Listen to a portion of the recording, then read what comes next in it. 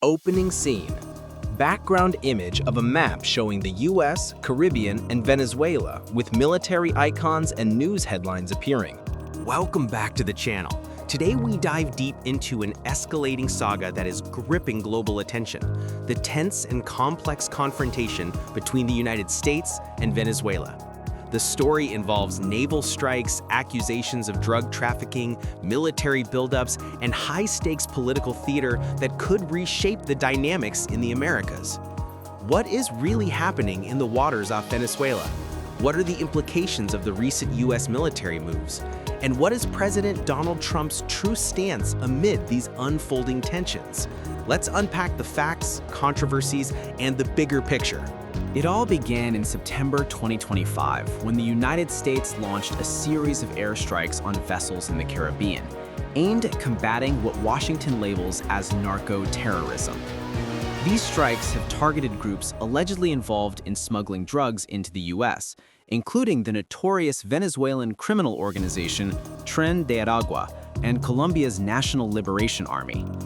Since then, at least 15 vessels have been hit, resulting in over 60 casualties.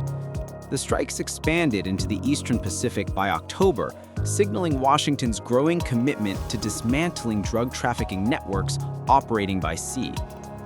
This military campaign has been framed by the Trump administration as a continuation and escalation of the maximum pressure policy initiated during Donald Trump's first presidency, particularly aimed at Venezuelan President Nicolás Maduro.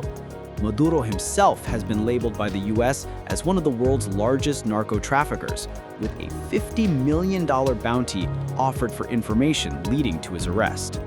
The Trump administration has significantly increased its naval and military presence around Venezuela. Starting in August, the U.S. deployed 7 warships and 4,500 troops to the region. This deployment grew rapidly to include approximately 10,000 personnel and USS Gerald R. Ford, the largest aircraft carrier in the world, now en route to Venezuela's shores.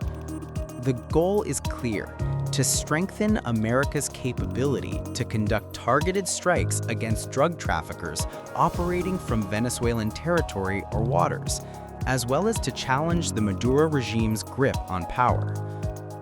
White House spokesperson Carolyn Leavitt emphasized the administration's commitment to use every aspect of American power to prevent illegal drugs from flooding into the U.S. and to hold accountable those responsible. Despite the military buildup and rhetoric, President Donald Trump has publicly denied plans to launch strikes inside Venezuela itself. In a recent statement aboard Air Force One, he responded firmly with a simple no when asked whether strikes within Venezuela were being considered, seemingly downplaying earlier remarks that hinted at willingness to take more aggressive action without a formal declaration of war. This contradiction has caused confusion both domestically and internationally. Earlier, Trump had said he believed killing drug traffickers coming into the U.S. was justified, and that a formal declaration of war might not be necessary. Meanwhile, U.S. Secretary of State Marco Rubio dismissed reports suggesting imminent strikes, calling them false narratives in a public response. At the same time, some U.S. media and sources close to the administration suggest preparations are underway to potentially strike Venezuelan military bases, particularly those linked to the Cartel de los Soles, the military faction accused of massive cocaine trafficking operations. These facilities reportedly shield the regime's drug smuggling activities and serve as command hubs for illicit networks. If you found this analysis insightful, don't forget to like, subscribe, and ring the bell for more in-depth coverage of global affairs. Share your thoughts below. What do you think will be the outcome of this unfolding situation between the U.S. and Venezuela? Until next time, stay informed and stay safe. Despite the military buildup and rhetoric, President Donald Trump has publicly denied plans to launch strikes inside Venezuela itself. In a recent statement aboard Air Force One, he responded firmly with a simple no when asked whether strikes within Venezuela were being considered, seemingly downplaying earlier remarks that hinted at a willingness to take more aggressive action without a formal declaration of war. This contradiction has caused confusion both domestically and internationally.